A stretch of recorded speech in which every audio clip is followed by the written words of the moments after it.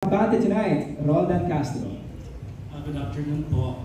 Okay, Direk, ilang percent po yung kinilig ka sa... Wait, dito nakita. Ano po? Ayun. Hello po. Sorry.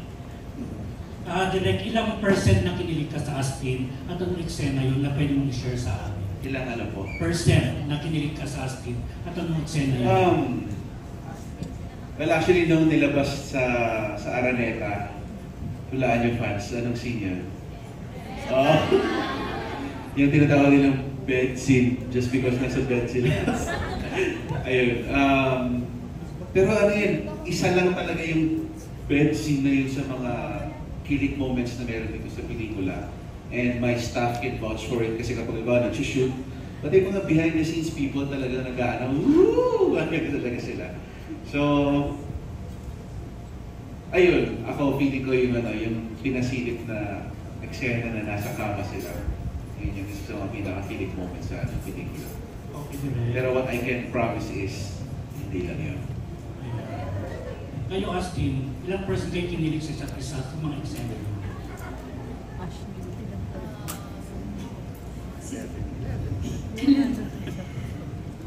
Ilang percent? Yes. 100%.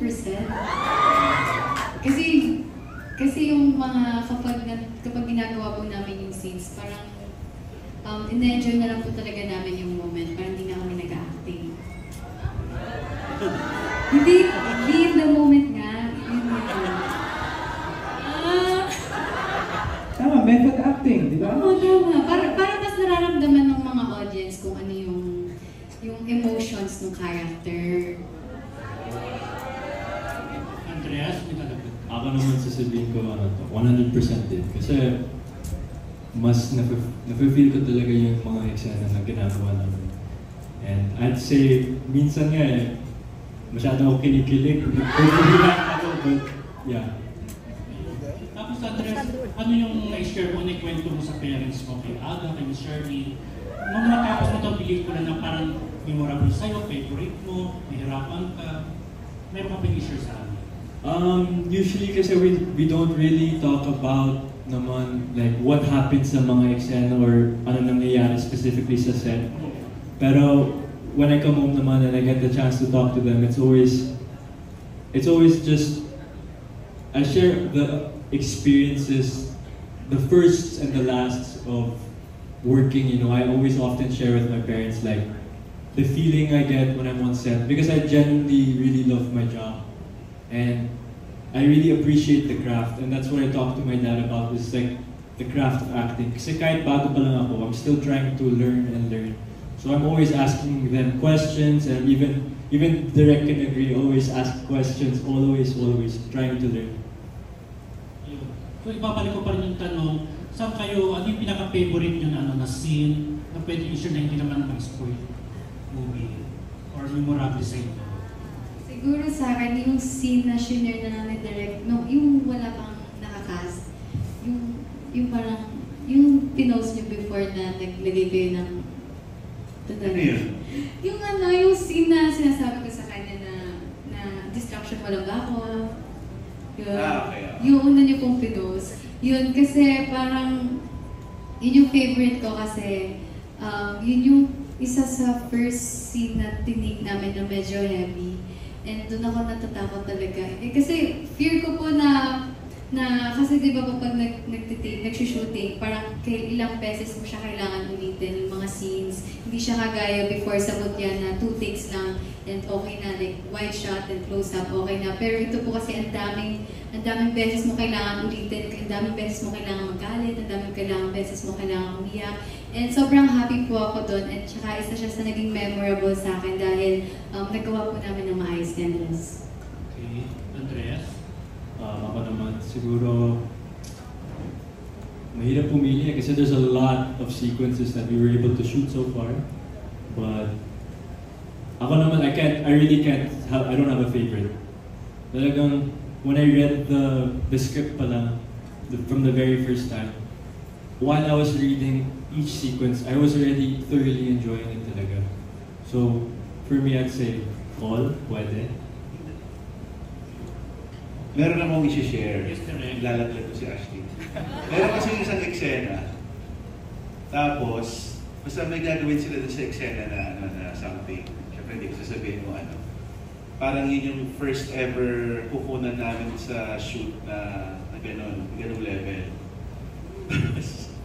Narinig ko si Ashton sa ano, kasi nakalapel siya, di ba? So narinig ko. Narinig talaga na sa, kinakabahan ako. Sabi mo gano'n. Bakit? Kinakabahan ako kasi ang daming tao. Tapos gagawin niyo yun. Opo, hindi ako sanay pa ulit.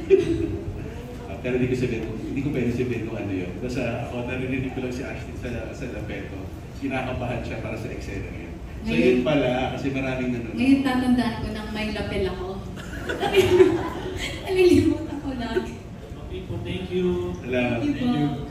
Maraming salamat po. Next, let's call in from Manila Bulletin, Robert Lacantina. Hello, magandang hapon. Hello po. Hello po. Congratulations Andres and Ashley and kay Direk. Direk, so paano mo i-describe ang chemistry ni Andres at ni Ashley? And nung nag-shoot ba kayo, madali mo bang labas yung projection nilang dalawa para maging magical in the business? On and off screen, they have chemistry. Tapos, dito sa pelikulang ito, di ba kapag romance yung genre, yung actors dapat nilalabas mo yung chemistry, yung kilig. That's the least of my worries. Kasi on their own, kaya na nila yun. So talaga parang natural na yung chemistry nila. Oo. And then kay Andres and Ashley, okay, matagal na rin kayo magkakilala, pero sa paggawa niyo ng minamahal, anong na-discover niyo sa isa't isa na bago? Na bago? Yes, so may bago i-discover sa isa't isa. Ikaw na naman Shooting the film. Siguro, ang na-discover ko kay Andres ngayon is sobrang nakakatawa po pala siya. Kasi before nagjo-joke siya, parang kailangan ko pakilitin yung sarili ko para lang ano. Pero ngayon, super funny niya po. Lumabas talaga yung goofy side niya and sobrang effortless niya magpatawa. Wow, good answer. Hindi ko na-expect yun. Ano kaya? Yung bago? Andres to Ash naman. Ano yung bago na discover mo ngayon? Alam ko madami ka na alam sa kanya eh. Pero ano yung bago?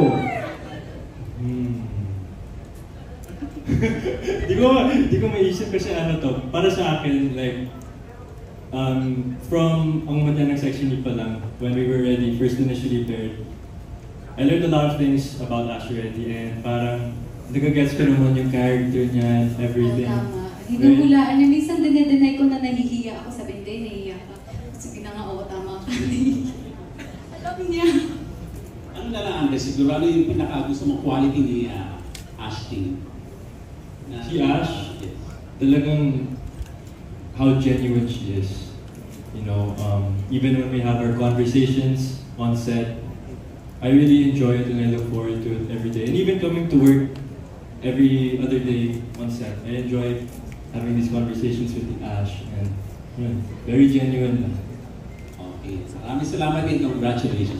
Thank you po. Maraming salamat po. Next, let's call in from TV5.